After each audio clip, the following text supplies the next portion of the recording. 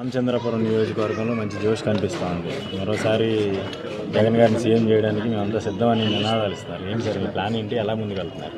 సాధారణంగా ఈ నియోజకవర్గంలో 2019 ఎన్నికల్లో వైఎస్ఆర్ కాంగ్రెస్ పార్టీని భారీ మెజారిటీతో గెలిపించడం జరిగింది. ఇక్కడ స్థానిక ప్రజల నియోజకవర్గ నాయకులందరూ కూడా సహకారంతో, ప్రజల ఆశీస్సులతో వైఎస్ఆర్ కాంగ్రెస్ పార్టీ గెలిపించుకోవడం జరిగింది.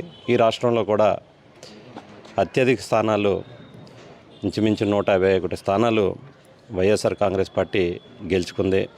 గౌరవ ముఖ్యమంత్రిగా వైఎస్ జగన్మోహన్ రెడ్డి గారు ప్రమాణ స్వీకారం చేసి దాదాపు 4 సంవత్సరాల 8 నెలలు పూర్తి కావచ్చింది. మరొక 3 నెలల్లో మేమందరం కూడా ఎన్నికలు వెళ్ళబోతున్నాం.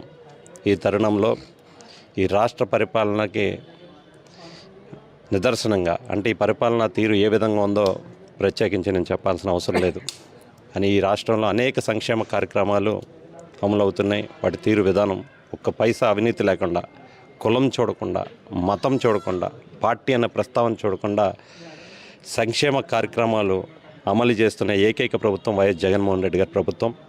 మరొక 3 నెలల్లో ఎన్నికలు రాబోతున్నాయి కాబట్టి ఏదైతే గౌరవ ముఖ్యమంత్రి గారు తలపెట్టారో విజయవాడలో సిద్ధం అనే భారీ కార్యక్రమాన్ని, సిద్ధం అనే పేరుతో ఎన్నికలకు వెళ్ళబోతున్నాం కాబట్టి భారీ మీటింగ్ని ఏర్పాటు చేశారు ఏలూరులో. ఆ కార్యక్రమానికి మేమందరం కూడా పెద్ద ఎత్తున నాయకులు కానీ, కార్యకర్తలు కానీ, అభిమానులు కానీ అందరం కూడా తరలి వెళ్ళి ఆ యొక్క కార్యక్రమం జయప్రదం చేయాలనేందులో భాగంగా మేమందరం కూడా ఎన్నికలకు సిద్ధమవుతున్నాం. మేము సిద్ధంగా ఉన్నాం. మీ యొక్క లీడర్షిప్లో మేమందరం కూడా సిద్ధంగా ఉన్నాం. రాబోయే 2024 ఎన్నికల్లో ఖచ్చితంగా రామచంద్రపురం నియోజకవర్గంలో వైఎస్ఆర్ కాంగ్రెస్ పార్టీ జెండాని ఎగరవేస్తామనే సందర్భంగా మనవి చేసుకుంటూ సెలవు తీసుకుంటాం. ఆంధ్రప్రదేశ్ రాష్ట్రంలో వచ్చే 2024 సార్వత్రిక ఎన్నికల్లో వైఎస్ఆర్ కాంగ్రెస్ పార్టీ అధ్యక్షులు వైఎస్ జగన్మోహన్ రెడ్డి గారిని మరోసారి ముఖ్యమంత్రిగా గెలిపించేందుకు మేమంతా సిద్ధం. మీరు సిద్ధమా? నాడు సిద్ధం, నేడు సిద్ధం. జగనన్న కోసం మన అందరం ఎల్లప్పుడూ సిద్ధం. సిద్ధమా? నాడు సిద్ధం, నేడు సిద్ధం.